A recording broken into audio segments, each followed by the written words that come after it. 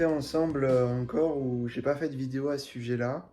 Je fais cette vidéo pour faire un petit retour d'expérience sur la plongée sous glace parce que j'ai commencé une saison en plongée sous glace que j'ai arrêté assez brutalement pour des raisons que j'avais expliquées d'ailleurs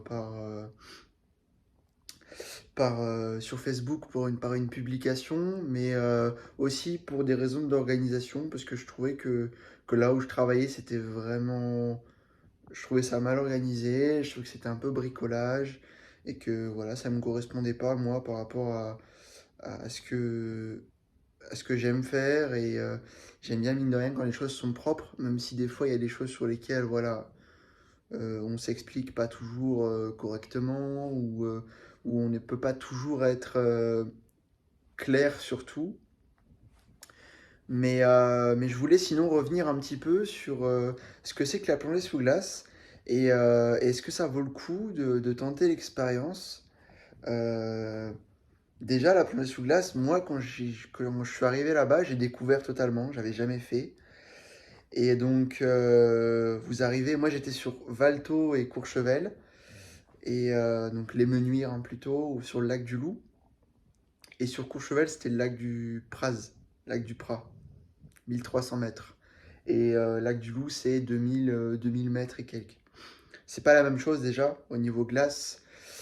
À chaque fois, ce qu'il faut savoir, c'est que c'est pas des gros lacs. On descend pas très profond, déjà nous, et en plus les lacs sont pas très profonds.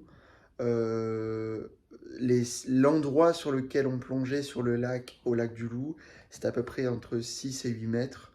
Et au lac du Praz, je vais dire Praz, hein. Au lac de Courchevel, c'était 4 mètres. Vraiment, en essayant gras dans le fond, quoi. Mais la faune, enfin,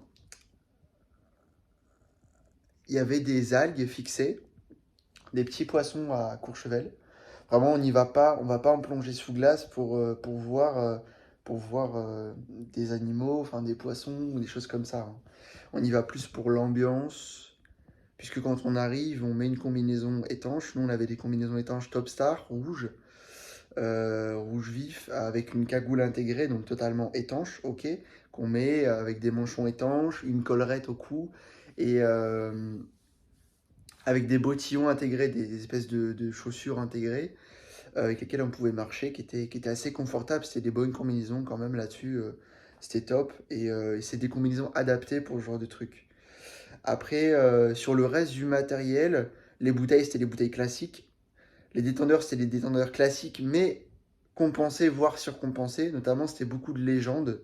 Légendes de Shakwalung, qui sont les détendeurs surcompensés, donc aussi adaptés pour les milieux un peu hostiles, le froid. Et les gilets, c'était des gilets basiques de club, les Wave, les choses comme ça, enfin, gilets vraiment classiques, quoi. Ou les HD Pro de chez Aqualung. Et sinon, en fait, quand on préparait le matériel, fallait prendre en compte aussi tout le lestage, hein, parce qu'une combinaison étanche en néoprène, c'est assez épais. Donc, pour compenser cette flottabilité, bah, il fallait quand même pas mal de lestage. Moi, je me souviens, c'était les baudriers de 8 ou de 10 kilos, ou de 7 et de 10 kilos, je sais plus exactement. Et, euh, et après, il y avait aussi bah, cette histoire de détendeur qui givre, de givrage, qu'il fallait gérer quand on présentait le détendeur. Il fallait pas respirer dessus quand on est en surface. En surface, si tu respirais dessus, ça givrait la plupart du temps, quand il faisait froid dehors. Voilà, quand la température était négative ou proche de zéro. L'eau est pas si froide que ça, contrairement à ce qu'on pourrait croire, puisque l'eau est à 2 degrés. 2 degrés, 3 degrés. Et après, il y a une couche de glace plus ou moins importante selon le temps qu'il a fait. Euh, voilà, sachant que bah, il faut aussi parler du réchauffement climatique hein, enfin, plutôt du changement climatique. Bah voilà, des saisons des fois un petit peu instables, des stations basses où il y a peu de neige, et puis finalement en fin de saison où ça reneige apparemment. Mais ce qui est étonnant en fait, là où moi j'étais, c'est qu'il y avait très très peu de clients. Bah après, aussi question de gestion, mais il y avait du monde qui passe, il y a vraiment du monde qui passe, etc. C'est des grosses stations et tout, c'est Courchevel, c'est les Menuires, Valto, il y a du monde. Mais en fait, très très peu de clients au final, hein. En un mois, j'ai peut-être moi dû m'occuper d'une vingtaine de clients, pour vous dire. Donc au final, pas tant que ça. Perso, moi j'ai plongé avec une vingtaine de clients. On a dû en faire, on était en binôme, on a dû en faire peut-être 40 à tout casser. C'est vraiment pas beaucoup quoi. Mais et je devais monter aussi des fois quand il n'y avait pas de monde. Je devais monter à Tignes.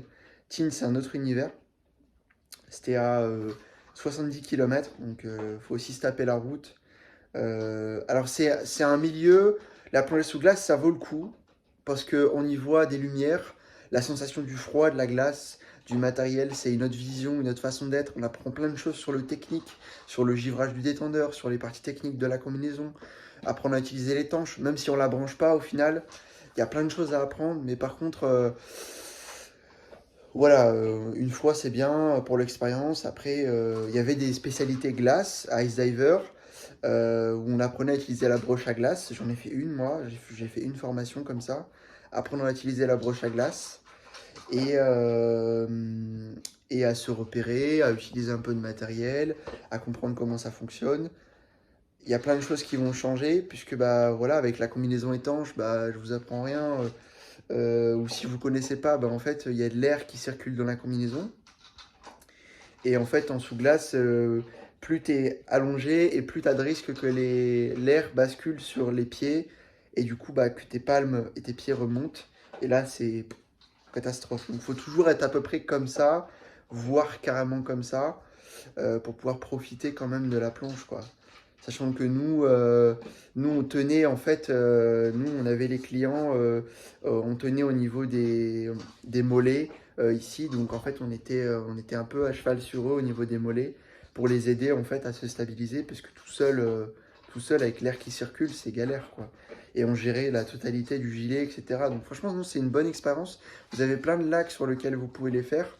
Après, moi, forcément, là où j'ai bossé, je le conseillerais pas puisque j'en suis parti. Mais voilà, pas de jugement et chacun se fait son opinion de tout ça. En tout cas, c'est une expérience si vous avez jamais testé à faire. Et puis, c'est au plaisir si jamais les gens que je croise ou les clients ou les collègues ou les plongeurs avec qui je plonge ont des questions sur la plongée sous glace, que je répondrai à vos questions. Voilà. Je vous dis à très bientôt et puis bah, passez une excellente soirée, une excellente journée et de bonnes plongées. Ciao!